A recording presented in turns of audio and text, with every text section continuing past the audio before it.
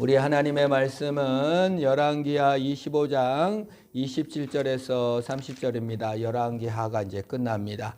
멸망받아가지고 유다, 북이스라엘 멸망하고 남유다 멸망해서 다 끌려가지고 나라 망하고 집도 잃고 모든 걸 잃은 그런 이제 끝나요. 25장으로 마지막입니다. 이 608조 열왕기하 25장 27절에서 30절 네 절인데요. 제가 말씀을 봉독합니다.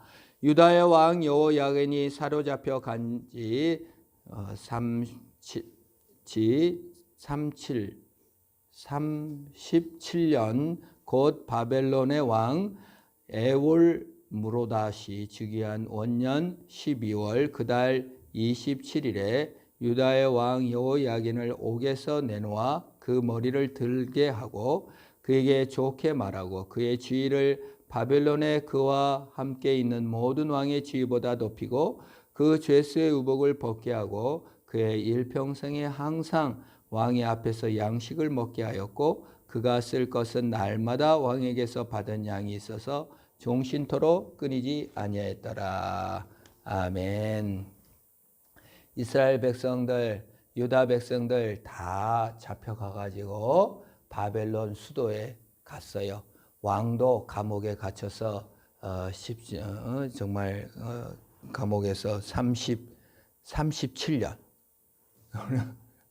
여러분 감옥에서 37년 있었다고 생각해봐요.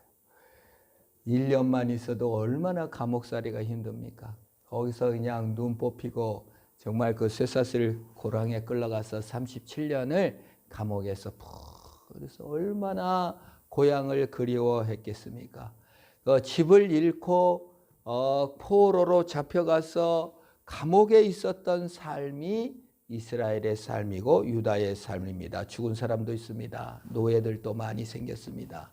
참 정말 그 두들겨 맞은 사람, 죽은 사람, 또 큰 고향을 그리워하다가 이 고난이 언제 끝나나, 이 슬픔이 언제 끝나나, 하나님은 사라지고 구약을 읽어봐도 제사 지내려고 하는데 제사를 지낼 성전도 없고 갈 수도 없고 노예인데 어디를 가겠습니까? 언어도 틀리고 그냥 언어도 잊어버리고 하나님도 잊어버리기가 쉬운 이 남유다 사람들이 이 바벨론에 가서 노예들인데 이 교회처럼 제사는 안 드리지만 회당을 만든 거예요. 그래서 바벨론에서 처음으로 회당이 시작됐습니다. 그렇게 고난스럽고 그렇게 저주스럽고 하나님이 다 없어진 것 같은 그 쫓겨간 포로지에서 회당을 만들어서 지금 우리 예배 형식이 회당에서 하는 스타일이에요. 우리 양을 잡지는 않잖아요. 말씀을 펴서 읽고 언어를 잊어버리지 않고 히브리어를 지켰어요. 성경을 지키고 노예로 끌려갔다가도 이렇게 예배를 드리고 했던 그런 예배 형식이 회당 문화가 생긴 것입니다. 오늘 성경에는 왕이 감옥에 감옥살이를 하다가 37년 만에 풀려나서 밥을 먹게 해주고 왕들보다 높였다. 여러분 페르시아라는 나라, 바빌론 나라가 얼마나 큰 나라냐면 인도에서부터 이집트까지 다 다스렸단 말이에요. 지금이면 얼마나 많은 나라가 있습니까? 무슨 스탄 뭐 이런 데부터 시작해가지고 전부 다 어마어마한 강대한 나라들 왕들보다 높여주고 음식도 계속 주었다. 이것을 이제 회복을 암시하면서 끝납니다. 고향을 잃어버린 사람들, 고향을 돌아보기를 원하는 사람들로 우리는 가득합니다. 우리도 저기 고향을 갈 때마다 그때가 좋았는데 중학생들한테 물어보니까 초등학교 때가 좋았대요. 국민학생들은 유치원 때가 좋았다는 거예요. 여러분 그 박하사탕이라는 영화 봤어요? 저는 너무 감동적으로 봤는데 설경구가 처음으로 나와가지고 대스타가 된 영화가 박하사탕입니다. 5.18을 주제로 한 영화가 많지 않은데 이 박하사탕이 5.18로 주제로 한 영화 중에 아주 수준이 높은 영화예요. 설경구가 아주 순수한 청년입니다. 회사를 다니다가 이제 여자친구를 사귀고 여자친구랑 같이 MT도 가가지고 막 놀고 또 여자친구가 이렇게 카메라를 준비해가지고 선물하려고 했는데 이제 군대를 가게 됐는데 착출돼 가지고 광주로 온 거예요. 근데 광주에서 이제 막 시민들을 향해서 총을 쏴야 되는데 막 이렇게 하다가 지나가는 여고생에게 총을 쏴서 죽었어. 그러니까 설경구가 자기가 여고생을 죽였다는 그런 자책감으로 막 이렇게 하고 있는, 피를 막 흘리고 있는데 고참이 뭐 하냐고 빨리 데리고 가가지고 이제 제대하고 나니까 자기가 젊은 여자를 죽였다는 자책감 때문에 이렇게 이제 나는 망가진 인생이구나 생각을 하는 거예요. 그러다가 이제 할 일이 별로 없고 이렇게 마음이 심란하니까 이 고문경찰, 이렇게 막 그 데모하는 사람 잡아다가 막 때리는 그런 고문경찰 일을 하다가 이렇게 인간이 수단화되고 물질의 수단화되고, 그 폭력 정권이 그 특징이잖아요. 그러니까 본인도 순수함을 다 잃고 그냥 사람을 수단으로 두들겨 패가지고 억지로 죄인을 만들어서 이렇게 밥을 먹고 살아가는 자신의 모습을 이제 문득문득 보면서 그냥 술을 마시거나 돈으로 여인을 사거나 막 이런 식으로 인생이 망가지게 된 것입니다. 근데 어느 날 갑자기 이제 또 그 옛날 사랑하던 사람을 만났는데 그 사람이 자기에게 그 줄 선물 사진기를 주는.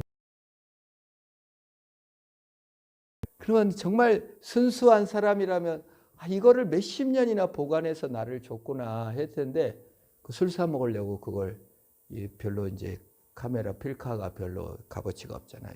돈 받고 먹고. 너무 그러고도 이 속물이 된 자기 자신. 어느 사람도 사랑할 수 없고 모든 인간을 수단으로만 보는 자기 자신이 너무 비참한 거예요. 그래서 이렇게 기차가 오는 데서 그 유명한 장면, 거의 절규하면서 나 돌아갈래. 기차가 오는 데서 정말 순수한 시절로, 정말 잃어버린 시절로 돌아가고 싶은 그 울분, 얼마나 감동을 받았는데 2번이나 봤어요. 인간의 비극과 슬픔이 그것입니다. 순수한 시절로 돌아가고 싶고, 인간이 수단이 되지 않고 돈벌이 수단이 되지 않고 삭막하지 않는 순수한 시절로 우리가 돌아가고 싶은 적이 너무너무 많습니다. 그뿐만 아닙니다. 고향에도 돌아가고 싶어요. 고향, 어떤 사람들은 항상 그 고향이 그리워하죠. 저는 할머니를 만나고 싶어요. 할머니가 6살 때까지, 7살 때까지 그렇게 나를 사랑해 줬는데, 근데 그래서 그 가오리 썩은 거, 막 이런 홍어 썩은 거를 할머니가 항상 우리는 맛있는 부위를 먹고 할머니는 맛없는 부위를 먹으려고 항상 그 머리통 갖고 막 이상한 거를 막 맛있다고 드셨는데 가서 막 뺏어 먹고 그랬는데, 그런 음식을 먹을 때마다 할머니가 떠올라요. 그러나 그리움만 쌓이지 실상 더 그냥 갈급할 뿐인 것을 깨닫게 됩니다. 어떤 사람은 고향이 좋다고 해서 가보면 왜 이렇게 작지? 그래서 고향을 확인하는 게 아니라 그냥 그리움만 더해지는 것을 참 많이 경험합니다. 우리도 어느 할머니가 3년간 살던 집을 샀잖아요. 이제 어떤 사람이 그 중년의 아저씨가 휙 돌아 나오면서 눈물을 훔쳐. 왜 그러냐고 했더니 여기 아들인데 어머니 하면 어머니가 금방 나올 것 같은데. 그래, 우리 잃어버린 엄마에 대해서 그리움을 갖고 있고 만나보고 싶은데 정말 그 실상을 만나보지 못하고 더 슬픔만 쌓이는 것이 우리 자신입니다. 그것이 고향을 잃어버린 자들의 실상입니다. 우리 부모님은, 우리 어머니는 항상 추석날과 설날을 얼마나 기대하는지 몰라요. 몇 달을 준비한다는 거예요. 근데 추석 끝나고 설 끝나면 아파. 본인이 기대했던 기쁨, 위로, 사랑을 맛보고 싶어서 준비했지만 막상 그 기대와는 달리게 실패로 끝나는 경우가 많고, 가족들 만나면 꼭 싸움이 일어나고. 어제도 어머니 만났는데 어쩔 때는 며느리 보기 아주 그냥 속상하고 속상할 때가 있다. 그게 인간의 본질입니다. 고향을 잃어버린 자들의 본질이라고 할까요? 그 추방된 자의 본질이라고 할까요? 성경은 추방 얘기, 집을 떠나 유랑한 얘기로 가득 차 있습니다. 창세기의 3장에서 저므로 에덴 동산, 고향, 좋은 집, 정말 행복과 기쁨이 있었던 에덴 동산에서 추방돼 가지고 쫓겨나서 불칼이 맞고 있어 가지고 도저히 고향으로 돌아갈 수 없었던 아담과 하와 얘기가 나옵니다. 아브라함도 고향을 떠나서 평생 유리 방황했습니다. 야곱은 그냥 어머니 아버지를 떠나 가지고 그냥 저 밧다람 가서 평생 유랑자로 보냈어요. 엄마를 다시 보지도 못했어요. 얼마나 그 유모만 죽었을 때 엘론 바굿 얼마나 울었으면 그냥 통곡에 상수리 나무라는 엘론 바굿이라는 그런 것을 만들었지만 엄마는 그렇게 사랑했던 리브가 보지도 못하고 평생 유리방황했습니다. 요셉은 어떻습니까? 집을 떠나서 얼마나 방황했습니까? 이스라엘 백성들은 또 얼마나 또 방황했습니까? 예수 그리스도 정말 그분이 아버지 집 성부의 집에서 떠나서 이렇게 온 것입니다. 루이스가 이런 글을 썼더라고요. 우리는 아직 영접되거나 환영받거나 받아들이지 못했다. 우리는 자신의 우주의 무엇인가로부터 단절되었다. 그래서 우리에게는 그것이 다시 이어지고 싶은 그리움이 있다. 그리움은 인간의 본성이라는 거예요. 늘 바깥쪽에서만 보았던 문의 안쪽에 들어가고 싶은 평생의 향수가 있다. 이런 향수는 그저 신경성 망상이 아니라 우리의 실상을 보여주는 가장 확실한 지표다. 20세기의 최고의 지성이라는 C.S. 루이스의 얘기입니다. 그러니까 예수를 믿냐 안 믿냐를 떠나서 모든 어느 인디언이든 아프리카인이든 아메리칸인이든 뭐 영국인이든 한국인이든 뭐 고향이 있든 없든 고향을 잃었든 안 잃었든 엄마를 잃었든 안 잃었든 모든 사람의 마음에는 그리움이 항상 있고 돌아가고 싶은 마음이 있다라는 것이 인간의 실상이라는 거예요. 그 향수병은 사실은 부정응입니다. 그리움이죠. 추방된 집, 추방 떠나온 고향이죠. 망가진 세상은 가시와 엉겅퀴가 나기 때문에 늘 집이 그리운 거예요.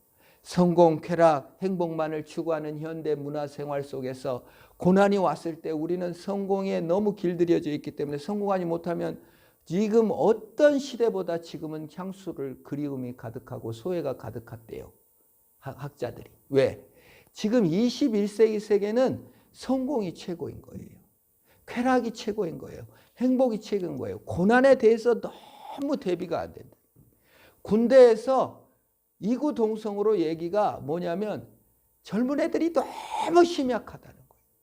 고난에 대해서 이길지를 모른다는 거예요. 그래도 여러분 그래도 조금 그보다는 더 고난을 좀 고난이 오면 그래도 내가 이기겠지 하는 마음이 좀 있을 줄로 압니다. 근데 지금은 너무 심하다는 거예요. 조금 걸핏하면 그냥 애인이 사귀다가 편지가 안 오면은 최근에 들은 얘기인데 막 소대장부터 막 전부 다 괜찮냐 벌벌 떤대. 혹시 뭔 일 날까 봐. 어찌 요즘은 마음들이 심약해졌다. 현대인은 과거 어떤 시대보다도 고난에 대해서 더 견딜 힘이 없어졌다는 거예요. 인도 사람은 무로 돌아가니까 참고 힌두교인은 그냥 다시 환생을 믿고 참고 유럽인들도 다 하나님의 섭리라고 막 노예도 참고 그랬는데 지금은 성공하지 못하고 쾌락이 없거나 성공하지 못하거나 행복하지 못하면 잘못됐다고 느끼기 때문에 내 생이 망가졌다고 느껴버리기 때문에 정말 감당하기가 힘든 시대가 됐다라는 학자들의 얘기와 또 실제로도 우리가 관찰해도 지금 현대인은 어떤 때보다 성공 실패했으면 그냥 인생이 다 깨진 줄 아네. 성경은 유랑자의 얘기고 집 쫓겨난 자들의 얘기고 예수 그리스도 자체가 집을 쫓겨나서 나의 하나님 나의 하나님 어찌하여 나를 버리셨나이까 하면서 철저하게 버림받은 얘기고 오늘 열왕기 얘기도 포로로 끌려가가지고 그냥 감옥에서 37년 생활하다가 어제 잠시 나왔던 얘기로 나오지 않습니까? 그래서 예수 그리스도는 고난받는 자를 찾아오셔서 그들을 다시 영원한 새 고향 하늘나라로 들어가게 하시는 유대인이 포로로 끌려간 그곳에서 돌아오게 하시고 예수 그리스도께서 죄에 팔려서 메덴 동산으로 잃어버렸던 우리 고난받은 우리들을 찾아오시는 하나님인 줄 믿으시기를 축원합니다. 당시 정치적 해방만이 아니라 영원한 참 해방을 주시는 것이요. 예수님은 주방자로 오셨습니다. 예수님 뭐라고 했습니까? 여우도 굴이 있고 공중 나는 새도 뭐가 있다? 집이 있지만 인자는 머리 둘 곳이 없다 했어요. 예수님 자체가 옷 하나가 자기 거가 없었습니다. 목수 자격증이 없었고 어디 하나 학위 하나를 따낸 것이 없었습니다.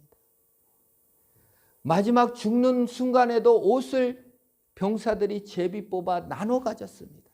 정말 실오라기 않아 태어났을 때도 남의 집 구유를 빌려서 태어나셨습니다.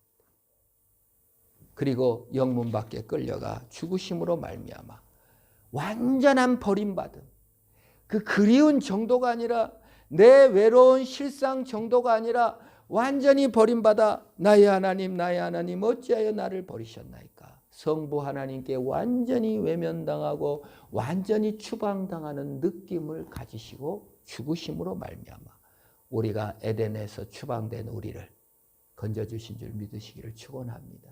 하나님께서는 에덴 동산의 불칼 밑을 통과하셔서 아담과 하와가 생명나무를 따먹으러 들어가려고 하니까 불칼을 놔두고 못 지나가게 했다고 그러잖아요. 누가 지나가셨어요? 예수님이 그 불칼 사이를 지나가셔서 다 타지고 죽으셔서 우리를 다시 에덴으로 회복시켜 주신 것입니다. 예수님께서 추방을 당하셔서 우리의 모든 악과 죄를 자체로부터 우리를 구원하신 줄 믿으시기를 축원합니다. 집을 잃고 방황하는 우리를 내려오셔서 손을 잡고 영원한 집으로 우리를 데리고 가시는 예수님의 손길을 믿으시기를 축원합니다. 그게 돌아갈래예요.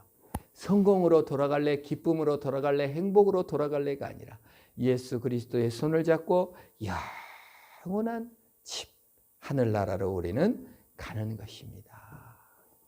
우리가 당해야 될 방황과 추방과 유랑을 예수님이 겪으심으로 말미암아 우리는 영원한 고향 아버지 품으로 들어가게 되셨고 하나님의 임재와 사랑에서 추방됐는데 이제 예수 그리스도께서 버림받음으로 이제 쐐기나 하나님의 불빛 임재의 빛을 쐐기나라고 하거든요. 그 이스라엘 백성들이 제사를 지낼 때 이렇게 은총의 빛, 구름이 이렇게 강림하시는 것을 그 은혜의 빛을 쐐기나라고 하는 거, 임재라고 하는 것입니다. 하나님이 함께 하시는 빛을 우리에게 매일 우리에게 비추어 주시는 것이에요. 그래서 우리는 영원한 집으로 초대돼서 고향으로 돌아가는 거예요. 엄마 품보다 더 나은 엄마 대신 예수님. 남편 품, 남편보다 더 완벽한 남편의 품. 이 세상 남편 영원한 남편이 아닙니다. 예수님이 영원한 남편인 줄 믿으시기를 바랍니다. 이 세상 엄마 영원한 엄마가 아니에요. 영원한 참 엄마 하나님 품에서 우리는 안식하게 되는 것이에요. 그래서 이 땅의 고난, 이 땅의 슬픔은 사실 선한 사마리아인의 나눔, 하나님의 일을 실현하는 곳이요, 고난이요 어려움과 아픔들이 오히려 공동체를 위하여 헌신하는 아름다운 계기가 되는 것입니다. 최근에 읽은 책 중에 겔트족들이 이렇게 따로 떨어져서 사는 섬 이야기를 읽었습니다. 그 섬에 가보니까 그 청각장애가 어느 마을은 25%는 뭐예요? 4명에 1명이 청각장애. 어떤 마을은 10명 중에 1명이 청각장애인인 거예요. 그래서 이제 거기를 연구하면서 이렇게 인터뷰를 하고 질문을 하니까 한 사람이 이러는 거예요. 우리는 청각장애인을 특별히 장애인이라고 취급하지 않습니다. 어떤 배려도 하지 않습니다. 그러는 거예요. 그래서 왜 장애인을 아무 배려를 안 하는 민족이 있나 그랬더니 그게 아니고 그 섬 전체 사람들이 전부 다 수화를 사용하는 거예요. 청각장애인도 수화를 사용하고 말을 할 줄 아는 사람도 다 90%가 수화를 사용해가지고 같이 공식 언어가 수화인 섬 사람들이 다.